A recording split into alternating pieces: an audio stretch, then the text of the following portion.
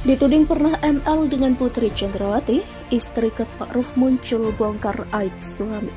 Suka main wanita. Tapi untuk motif, nggak bisa.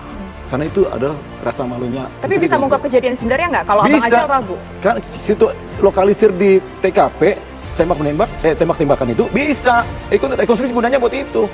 Tapi untuk cari motif, itu kan kesaksian.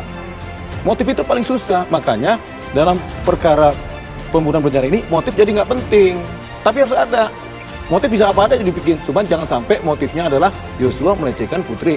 Nggak ada itu. Yang ada, Kuat dan Putri ketahuan lagi making love, ya kan? Ya kan? Oleh Yosua yang dikejar. Makanya Putri buru-buru lapor ke Ricky supaya datang.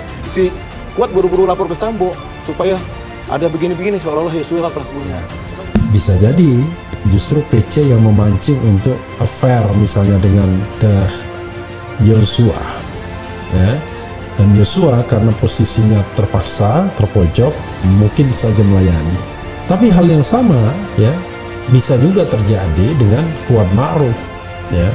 Artinya, ya, anything can happen, ya, dalam situasi misalnya orang yang jarang perhatian, lalu terus bersama, maka bisa jadi, ya, bisa terjadi apa? Isu perselingkuhan Putri Chandrawati dengan sopir sekaligus ART-nya, Kuat Ma'ruf sempat menjadi sorotan tajam.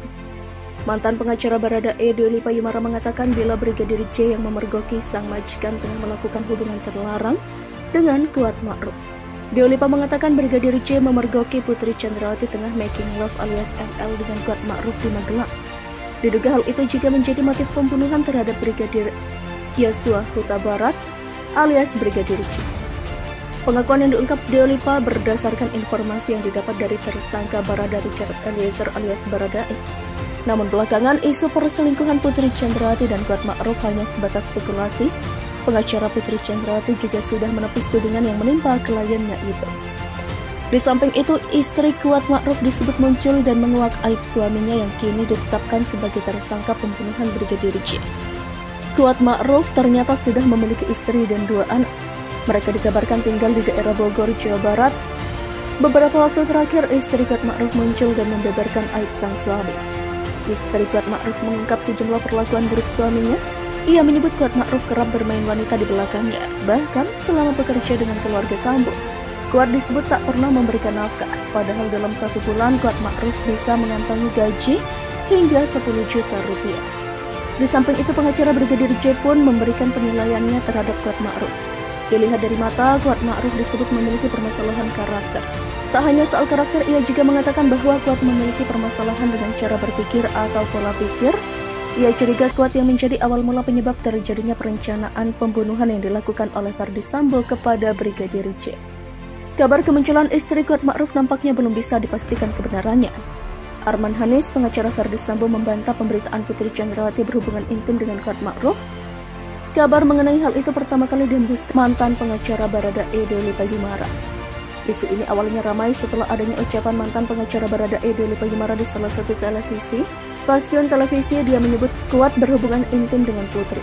Deoli Pa menyebutkan Yosua sebenarnya yang memergoki Putri dan Kuat sehingga Putri disebut bergegas melapor ke Bribka Ricky atas hal ini. Untuk diketahui, Polri sendiri baru saja menggelar rekonstruksi pada kasus ini.